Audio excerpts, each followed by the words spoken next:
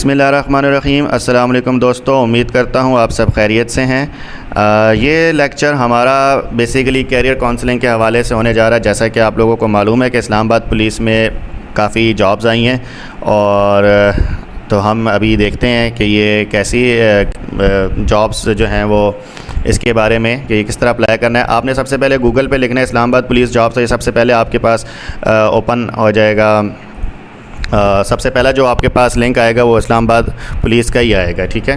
तो यहाँ से ये आपके पास ओपन हो गया। यहाँ से हम इसकी एडवर्टाइजमेंट देख लेते हैं। एक एग्जेक्टिव स्टाफ और एक मिनिस्ट्रियल स्टाफ है। एग्जेक्टिव स्टाफ से मुराद है wait a minute, I think इसको मुझे नेक्स्ट करना चाहिए।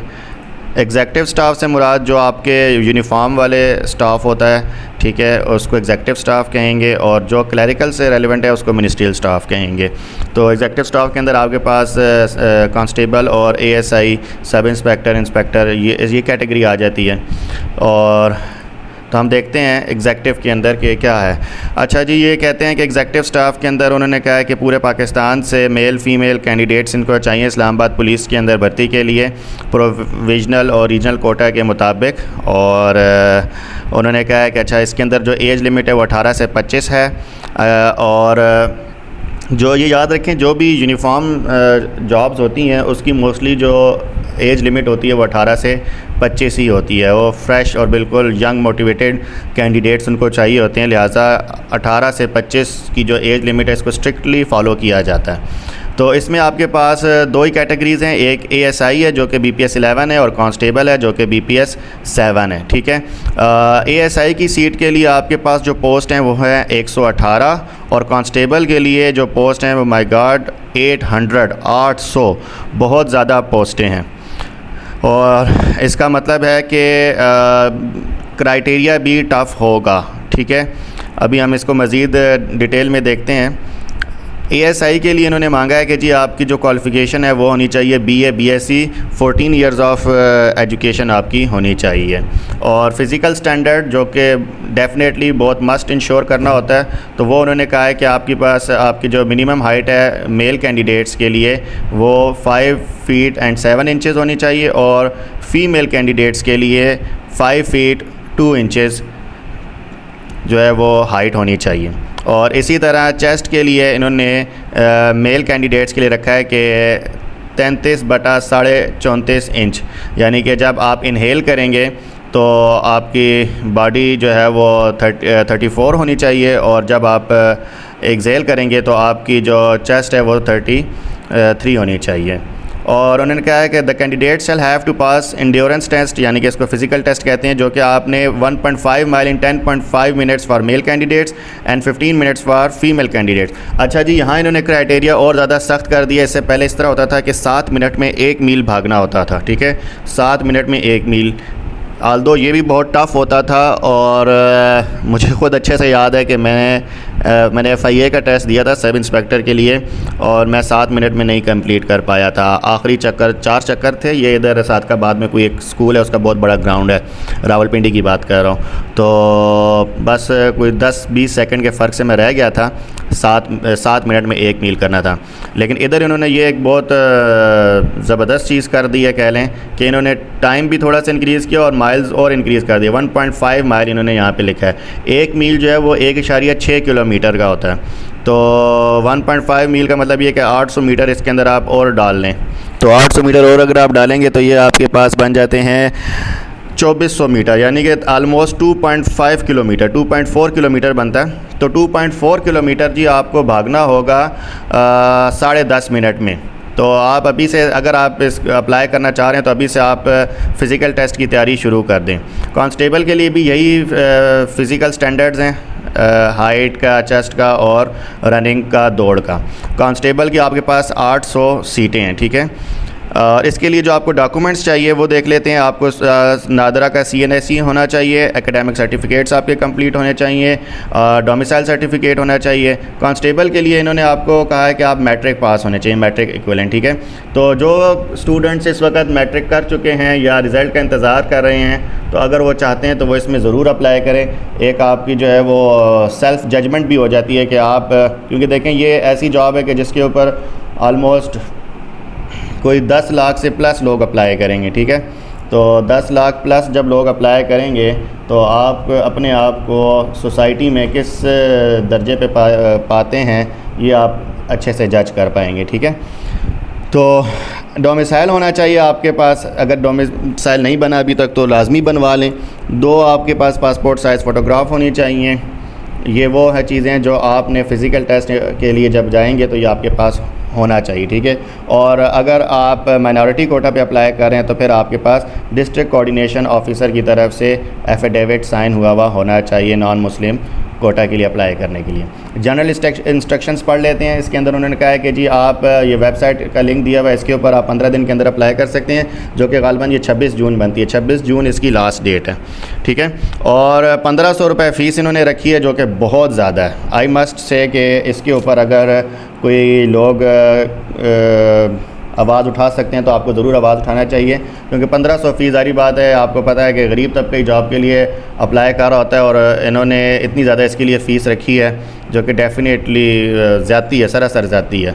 इतनी ज़्यादा फ़ीस नहीं होनी चाहिए। और अब आप लास्ट टाइम भी अभी आई थिंक 1 साल पहले ही ये आई थी जॉब्स, और उस पर आपने देखा था, इसके ऊपर काफ़ी वीडियोज़ भी बनी थी कि पूरा इस्लामाबाद स्टेडियम भरा हुआ था, गुंजाइश नहीं थी वहाँ लोगों के बैठने की। तो दैट मीन्स कम अज़ कम ये मैं बहुत मिनिमम आइडिया बता रहा हूँ कि 10 लाख बंदा इसमें अप्लाई करेगा। और अगर हम देखें 10 लाख बंदा अगर 1500 रुपये दे रहा है तो ये कितनी अमाउंट बनती है? 1 अरब 50 करोड़ ये आई थिंक बनती है। कहीं कहीं सैकड़ा हज़ार लाख 10 लाख करोड़ 10 करोड़ और 1 अरब 50 करोड़। मुझे लगता है इन्होंने IMF का कर्ज़ा यहीं से उतारना है।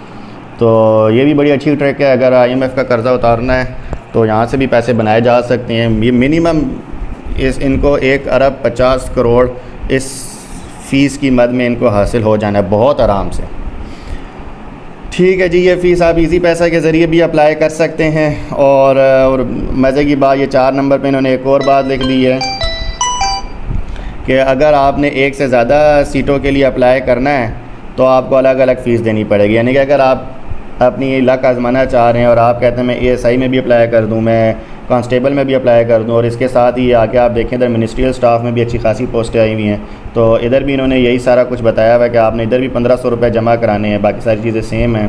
तो और इधर आप देखें जुल्म देखें कि नायब कासिद जो बेचारे ने BPS 1 अप्लाई करना है, फॉलोवर इसने भी BPS 1 है।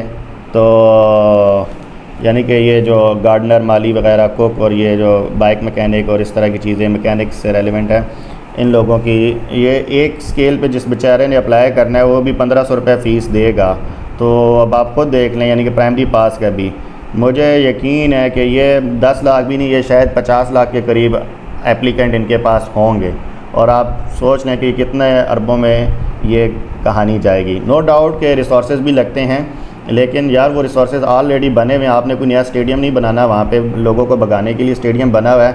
आप ये किसी को आउटसोर्स भी करेंगे तो आपकी कोई इतने ज़्यादा अफरादी क़ुव्वत नहीं लगनी। बाकी आपने इस्लामाबाद पुलिस के जो ऑलरेडी जो एम्प्लॉइज़ हैं उन्हीं को आपने इसमें इस्तेमाल करना है। यही हमारे जो पिछले साल या पहले के भर्ती हुए हुए जो अफराद हैं उन्होंने ही जो है वो इस दौरान ड्यूटीज़ देनी है, तो इनको थोड़ा सा ख्याल करना चाहिए। इसके ऊपर ज़रूर लोगों को आवाज़ उठानी चाहिए। और अगर कोई वकील हज़रात देख रहे हैं तो इस पर अगर कोई PIL फ़ाइल हो सकती है तो उन्हें जाना चाहिए कोर्ट में। एटलीस्ट कम से कम इसको हाफ़ कर दो यार, 1500 रुपये बहुत ज़्यादा है, 750 भी बहुत ज़्यादा है, 300 मैक्सिमम होनी चाहिए। बट चलो फिर भी आप कम से कम 700 750 तो करें इसको। बहरहाल अच्छा, इन्होंने कहा जी बाय हैंड आप इसको नहीं एप्लीकेशन सबमिट करा सकते, ऑनलाइन ही आपने ये सारा प्रोसेस करना है। और बाकी सारी ये जनरल इंस्ट्रक्शंस हैं कि आपका ये ट्रांसजेंडर्स भी इसमें अप्लाई कर सकते हैं। और आपके जो है वो किसी किस्म की उन्होंने ये बता दिया है 6 नंबर पे कि आपको हाइट में, चेस्ट में किसी किस्म की जो है वो रिलैक्सेशन नहीं मिलेगी, ठीक है। और बाकी इन्होंने बताया कि जी फ़िज़िकल टेस्ट के लिए आप अपने जॉगर शॉगर पहन के आएँ, अच्छा सा ड्रेस यानी कि ट्रैक सूट पहन कर आएँ ताकि ईज़िली आप भाग सकें। DRB यानी कि डिपार्टमेंटल रिक्रूटमेंट बोर्ड जो है वो उसका फ़ैसला फ़ाइनल समझा जाएगा। और ये इन्होंने बड़ी अजीब सी बात कर दी कि अगर कोई डेफिशिएंसी फाउंड होगी तो यू विल स्टैंड डिसक्वालीफाई। अगर कोई बंदा डिसक्वालीफाई हो गया तो उसके ख़िलाफ़ अब लीगल एक्शन क्या बनता है? कोई इसमें कोई चीटिंग वाला तो हिसाब है नहीं। हाँ, अगर कोई चीटिंग होना तो ये चाहिए जो सिफारशी या जो बाकी कोई माल प्रैक्टिस कर रहा हो, कोई सोर्स लगाने की कोशिश कर रहा हो, जो मेरिट पे ना पूरा उतार रहा हो, तो हाँ उसके ख़िलाफ़ लीगल एक्शन ज़रूर होना चाहिए। अल्लाह करे कि ऐसा हो। और उन्होंने क्या कहा है कि जी हाँ जी, जो फाइनली फ़िज़िकली फ़िट होंगे, रिटन टेस्ट पास कर लेंगे, तो उन्होंने क्या करना है जी, उन्होंने मेडिकल एग्ज़ामिनेशन यानी कि उनका मेडिकल फ़िटनेस होगा जो कि सिविल सर्जन लेता है। ये पॉली क्लिनिक G7 में आई थिंक इनका ऑफिस है, हॉस्पिटल एक छोटी डिस्पेंसरी है जहाँ पे ये सारे तमाम गवर्नमेंट जो सरकारी मुलाजमीन भर्ती होते हैं तो उनका मेडिकल जो है वो वहीं पर होता है।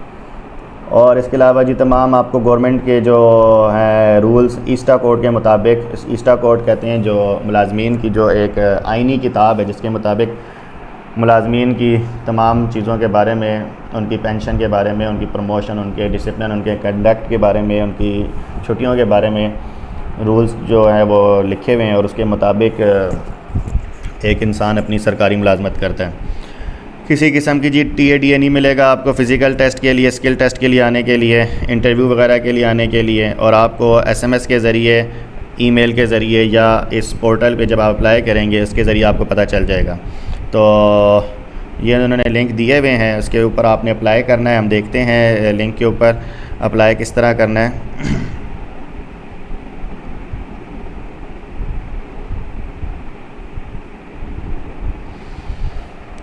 अच्छा जी, ये इन्होंने बताया है फॉर एग्ज़ाम्पल अगर हम कांस्टेबल पे अप्लाई करते हैं तो इधर भी उन्होंने बार बार मेंशन किया हुआ है कि जी आपने 1500 फ़ीस देनी है।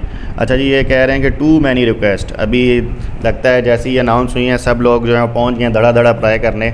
इसी से आप अंदाज़ा लगा लें, एक तो इनका सर्वर डाउन है और दूसरा जो है ना क्या कहते हैं इसको, ट्रैफिक बहुत ज़्यादा आ रही है इनके इस वेबसाइट के ऊपर। ये मेरे ख़्याल से आपको या तो रात में आपको ज़्यादा बेहतर होगा कि आप लेट नाइट अप्लाई करें, उस टाइम आपको ट्रैफिक कम मिलेगी तो आपका इजीली अप्लाई हो सकेगा। अब इससे रेलेवेंट जितनी भी जो मैं प्रैक्टिकल आपको इन्फॉर्मेशन दूंगा, क्योंकि मैं इन सब प्रोसेस से गुजर चुका हूँ। ऐसा नहीं है कि बस ये मैंने ऐड पढ़ी है और मैंने कहा चलो यूट्यूब के ऊपर मेरे व्यूज़ आ जाएंगे तो वीडियो बना लेता हूँ, ऐसा नहीं है। मैं इन सब प्रोसेस से गुजरा हुआ हूँ। मैंने इस्लामाबाद पुलिस में भी अप्लाई किया हुआ है और मैंने भी इसका टेस्ट दिया हुआ है एक पहले, जो इधर H8 में हुआ था हमारा।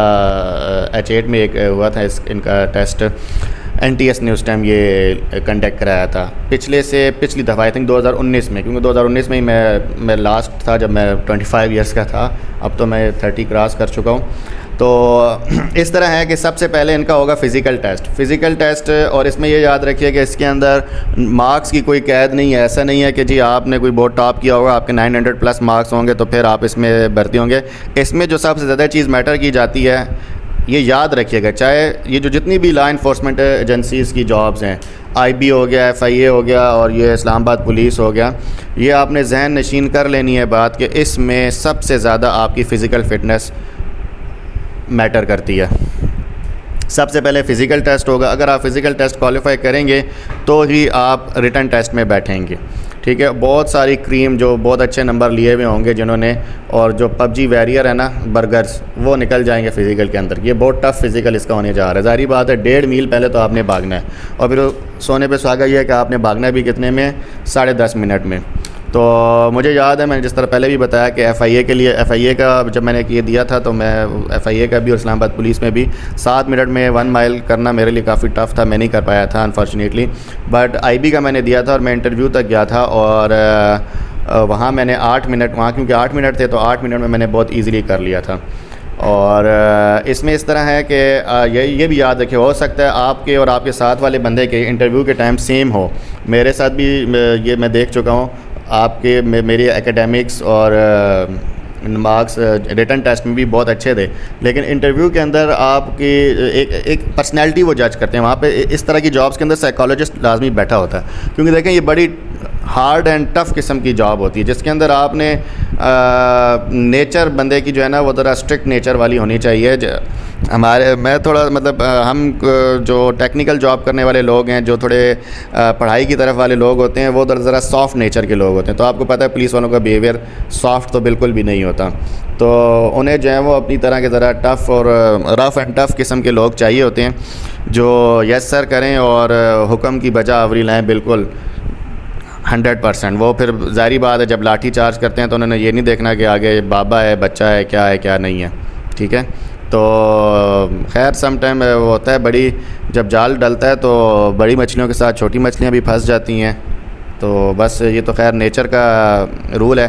बहरहाल अच्छा, इसमें आपको अप्लाई क्यों करना चाहिए, इतना वो डिसहार्ट ना होइएगा, सॉरी अगर मेरी कोई बातें ज़्यादा डिसहार्ट हो गई हैं। तो देखें, अगर तो आप मैट्रिक पास हैं और आपके मार्क्स 700 800 से कम हैं, 700 के राउंड अबाउट हैं, तो आपको ज़रूर इसमें अप्लाई करना चाहिए अगर आपकी जेब भी इजाज़त देती है और आपके हालात भी जो हैं वो मिडिल क्लास फैमिलीज़ वाले हैं, तो डेफ़िनेटली इसमें अप्लाई करें। क्योंकि आपको पता है कि ओवरऑल जो जॉब्स हैं ना वो कम हो चुकी हैं, डाउन साइजिंग चल रही है। हर टेक्निकल डिपार्टमेंट में डाउन साइजिंग चल रही है। पहले जो भर्तियां ज़्यादा आती थी अब बहुत कम, यानी कि 25% पे 25-30% की स्ट्रेंथ के ऊपर इदारे काम कर रहे हैं। अब जो सिर्फ जॉब्स आना बाकी रह गई हैं वो इन्हीं इदारों में रह गई हैं, लॉ इन्फोर्समेंट एजेंसीज़ के अंदर। तो जिस तरह ये हो गया, इसके अलावा एयर फोर्स, आर्मी, नेवी में आती रहती हैं, वो बहुत अच्छी जॉब्स हैं, आप उनमें ज़रूर अप्लाई करें। और तो बेहतर ये है कि देखें, सबसे पहले आपने अपनी इकॉनमी को स्ट्रेंथ करना है, अपनी सेल्फ़ इकॉनमी को, अपनी फैमिली फाइनेंशियल स्टेटस को। तो आप ज़रूर अप्लाई करें इसके अंदर, अपने आप की जजमेंट करें। और जब बंदा कहीं जाता है, अप्लाई करता है, एक कंपटीशन से गुज़रता है, तो उसको बहुत कुछ सीखने को मिलता है। आपको एक नई करेज मिलेगी। होना ना होना वो तो एक नसीब की बात है। इंसान का रिस्क और मौत, ये दोनों इंसान को ढूंढती है। जिस तरह मौत इंसान को ढूंढती है, इसी तरह उसका रिस्क भी उसको ढूंढता है। तो इस बात की टेंशन लिए बगैर कि यार होंगे नहीं होंगे, 1500 रुपये ज़ाया हो जाएंगे, तो अगर आप कर सकते हैं तो ज़रूर अप्लाई करें।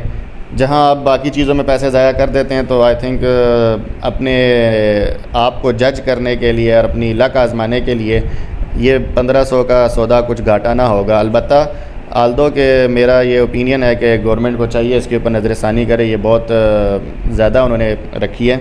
बट स्टिल ज़ाहिर बात है, देखें बहुत सारी जगह पे ख़र्चे हो जाते हैं इंसान के, तो ये अब आपके फ्यूचर के बात है, तो आपको ज़रूर इसके अंदर अपनी लक आजमानी चाहिए। और इससे आपका अपनी फ़िज़िकल फ़िटनेस का भी अंदाज़ा होगा, आपको अपने IQ लेवल का अंदाज़ा होगा। अच्छा, IQ लेवल से याद आ गया, इसका टेस्ट कैसा होगा। इसका टेस्ट इस तरह का होगा जी, आपका 5 हिस्सों में ये कन्वर्ट कर देते हैं इसको। जनरल नॉलेज होता है 20% का, 20% आपका इंग्लिश होगा, 20% आपका इस्लामियात होगा, इस्लामियात एंड पाक स्टडीज़ कह लें, ठीक है। और इसी तरह आपका कुछ थोड़ा बहुत एनालिटिकल पोर्शन इसके अंदर हो सकता है, जिसके अंदर आपसे बहुत छोटे जो 9-10 के जो स्टेटमेंट वाले क्वेश्चंस होते हैं, जिसमें रेशो के सवाल हो गए, परसेंटेज का सवाल हो गया, या एक्स की वैल्यू निकालने का सवाल हो गया, तो इस तरह के सवाल आपके हो सकते हैं। और इसमें आपका जनरली क्वेश्चन होंगे इस्लामियात, English, general knowledge, general science and ability, और लिटिल बिट जो है वो इसके अंदर एनालिटिकल पोर्शन होगा। एनालिटिकल से मुराद ये होता है कि जो आपका मैथ्स का पोर्शन होता है, बेसिक मैथ, और इंशाल्लाह उससे रेलेवेंट भी मैं आपकी तैयारी कराऊंगा इसके अंदर। इंशाल्लाह जल्द इसके ऊपर भी हम वीडियो बनाएंगे। और जैसे ही ये पोर्टल ओपन होगा तो हम इसके ऊपर अप्लाई करने का भी तरीका देखेंगे कि किस तरह इस जॉब के लिए आपने अप्लाई करना है। इसमें सैलरी, जो कांस्टेबल की स्टार्टिंग सैलरी है, वो उस टाइम जब मैंने अप्लाई किया था 2019 में, तो आई थिंक 41,000 थी। और अब यकीनन ये क्योंकि काफ़ी बजट गुजर चुके हैं, तो मिनिमम भी ये 51,000 से राउंड अबाउट होगी कांस्टेबल की इनिशियल सैलरी, मैं आपको बता रहा हूँ। और ASI की जो है वो 64,000 मिनिमम होगी। 10-12 हज़ार का फ़र्क होता है दोनों की सैलरीज़ में। तो ये बहुत अच्छी जॉब्स हैं। और आप सबसे अच्छी बात यह है कि अगर ये मेरी कोई बंदा वीडियो देख रहा है ना दूर दराज इलाके से, इंटीरियर पंजाब, इंटीरियर सिंध, बलूचिस्तान और KPK से, तो मैं आपको कहूँगा कि यार आप ये रिस्क ज़रूर लो 1500 का, और इसमें ज़रूर अप्लाई करो। उसकी वजह ये है कि अगर ये आपकी जॉब हो जाती है, सैलरीज़ अच्छी हैं, नो डाउट टफ़ जॉब है, लेकिन जॉब तो करनी है, टफनेस तो लाइफ में हमेशा रहनी है, ठीक है, ये तो ज़िंदगी का हिस्सा है। लेकिन सबसे अच्छी बात यह है कि यार आप कैपिटल में आ जाओगे, कैपिटल में रहोगे। और आपको पता है इस्लामाबाद एक मतलब being the capital city of the country ना सिर्फ खूबसूरत है बल्कि अपॉर्चुनिटीज़ बहुत हैं। आप यहाँ रहते हुए अपने बच्चों की बहुत अच्छी परवरिश कर सकते हैं। आप अपनी नेक्स्ट जो जनरेशन है उसको एक अच्छा फ्यूचर दे सकते हैं। और आपके साथ ज़ाहिर बात है आपने अकेले इधर नहीं आना, आपकी फ़ैमिली आएगी, आपके साथ आपके बहन भाई आ सकते हैं, आपके रिश्तेदार इधर आ सकते हैं। तो जब आपके पास एक सेंटर होगा, एक मरकज़ आ जाएगा, यानी कि मरकज़ से मुराद एक घर आपके पास एक अकोमोडेशन का होगा। आप अपने इलाके से जब कोई एक बंदा इस्लामाबाद आएगा तो आप अपने साथ बहुत सारे लोगों के लिए जो है वो राहें हमवार करेंगे, क्योंकि जॉब अपॉर्चुनिटीज़ का हब है ये और बहुत सारी जॉब्स आती रहती हैं। तो आपके इलाकों से जब यार दोस्त या दोस्त आप आएंगे तो वो टेस्ट इंटरव्यू देने के लिए यहीं पर उनको आना हुआ करेगा, तो आप उनको ठहरा सकते हैं अपने पास और उनको अकोमोडेट कर सकते हैं। तो मैं ये समझता हूँ कि अगर आप एक बंदा भी तरक्की करता है, एक बंदा भी इसमें भर्ती होता है, तो आप अपने साथ बहुत सारे लोगों को जो है वो अकोमोडेट कर पाएंगे। और प्लस एक और चीज़ ये याद रखिएगा काइंडली, इंशाल्लाह आप जब इसमें भर्ती हों और अल्लाह करे कि आप इसमें भर्ती हो जाएं, तो नीयत अच्छी रखिएगा। अनफॉर्चुनेटली देखें कितना सख्त क्राइटेरिया है इसके अंदर, लेकिन आपने देखा होगा भर्ती होने के बाद अभी आपको जो थोड़ा सा मिलेगा, जिसकी 5-6 साल सर्विस हो चुकी होगी, तो आप उसको दोबारा कहें इतने माइल भागे, तो मेरा नहीं ख्याल कि वो इतने माइल भाग सकेगा। टाइम तो छोड़ दें, उसको टाइम बहुत ज़्यादा आप दे दें, लेकिन वो उसके बावजूद नहीं भाग सकेगा।